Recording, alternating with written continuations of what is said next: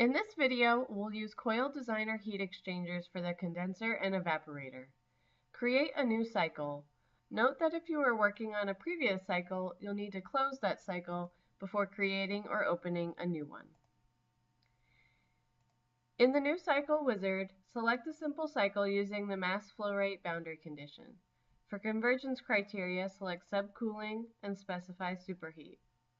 Cycle context should be air source cooling. Go ahead and save the file.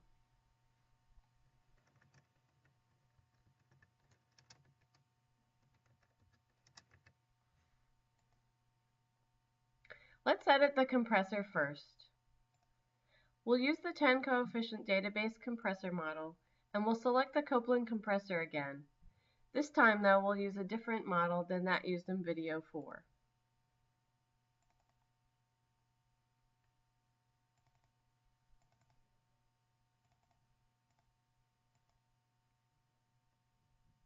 Use the filters to narrow the selection. Select R134A as the refrigerant and air conditioning as the application.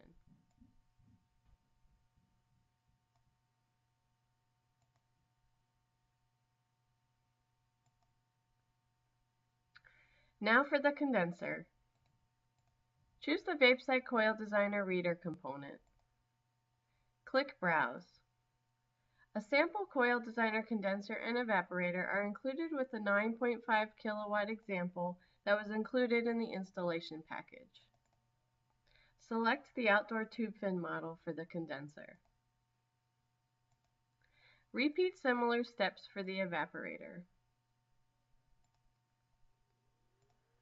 This time, select the indoor coil.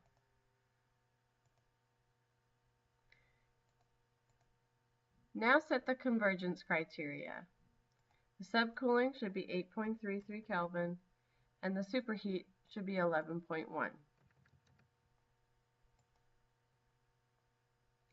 Add a suction line after the evaporator. Edit the properties such that the inner diameter is 0.875 inches, the tube length is 5 meters, the delta T is 3.3 degrees Celsius, and the default pressure drop correlations are used. Save and then run the cycle.